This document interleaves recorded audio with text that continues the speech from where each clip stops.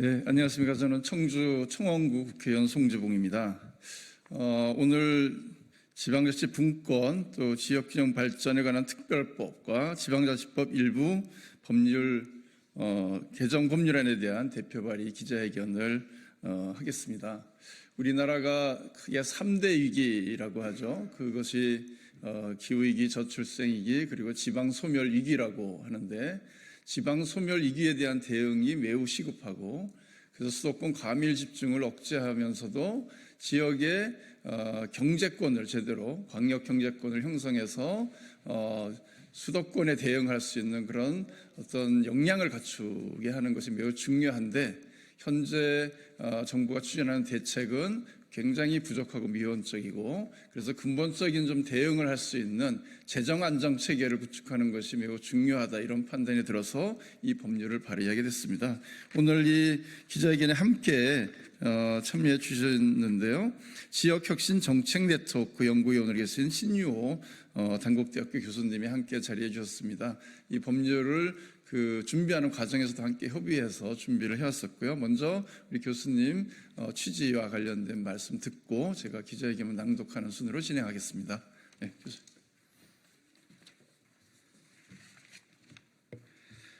예, 안녕하십니까. 단국대학교 신유호 교수입니다.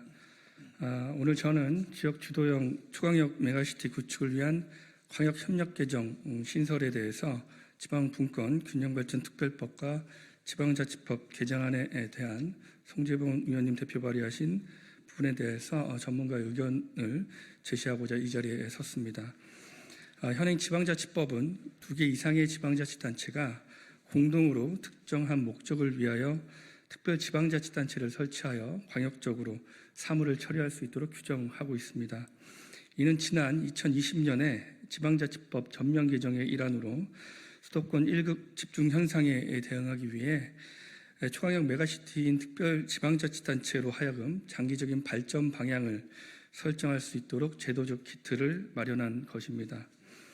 특히 올해 11월 공식 출범을 앞둔 충청광역연합을 비롯해서 전국적으로 최근 광주 전남권, 대구 경북권, 부울경 등 각 권역별 메가시티의 협력과 구성에 대한 논의가 진행 중에 있습니다.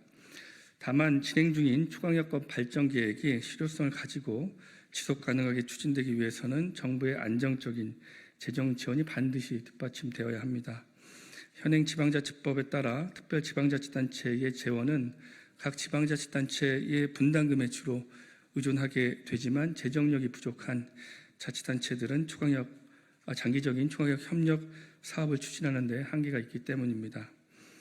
따라서 현재 지방분권균형발전법을 개정하여 중앙정부가 국가균형발전을 위해 재원을 조성하고 지원하는 지역균형발전특별회계 내에 별도의 광역협력 개정을 신설하여 특별지방자치단체의 초광역 연계 협력 사업에 대한 정부의 재정 지원과 아울러서 효과적인 일원화된 재정 관리가 이루어질 필요가 있습니다.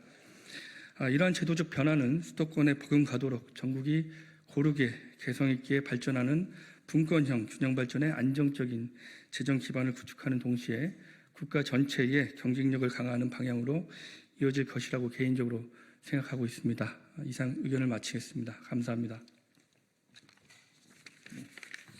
고맙습니다. 이어서 기자회견문 낭독하겠습니다. 지방자치 분권 및 지역균형 발전에 관한 특별법, 지방자치법 일부 개정 법률안 대표 발의 기자회견문. 지방이 살아야 지속가능한 대한민국을 만들 수 있습니다. 대한민국은 눈부신 경제 성장을 이뤘지만 극단적 불균형으로 인한 많은 문제점을 동시에 가지고 있습니다. 전체 국토 면적의 12%에 불과한 수도권이 총인구가 비수도권 인구를 추월한 지가 오래이고, 생산 가능 지수 지표, 경제활동 인구 지표에서도 역전 현상이 발생하는 등 수도권 중심의 일극 체제가 더욱 공고해지고 있습니다. 전국 228개 시군구 중 소멸 위험 지역이 118개, 전국의 51.8%에 달하고 청년 이탈, 인구 고령화로 이어지는 악순환의 지역 경제는 파탄 직전입니다. 지속 가능한 대한민국을 만들기 위해서는 국가 균형 발전을 최우선으로 해야 합니다. 이를 해결하기 위한 새로운 전략으로 초광역협력 일명 메가시티 관련 논의가 뜨거워지고 있습니다. 오는 11월 공식 출범을 앞둔 충청광역연합을 비롯해 광주 전남권, 대구 경북권, 부울경 메가시티에 대한 협력과 논의가 전국적으로 확산되고 있고 국가균형 발전 실현을 위한 합리적 대안으로 주목받고 있습니다.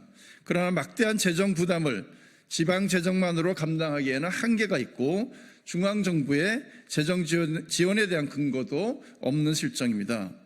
올해 지방자치단체 평균 재정 자립도가 48.6%입니다. 특히 시단이라든가 자치구의 경우는 매우 낮고 군단의 경우는 17.2%를 기록하는 등 지방재정은 갈수록 열악해지고 있기 때문에 이런 초광역권의 대규모 프로젝트를 추진하기에는 한계가 있는 것이 사실입니다.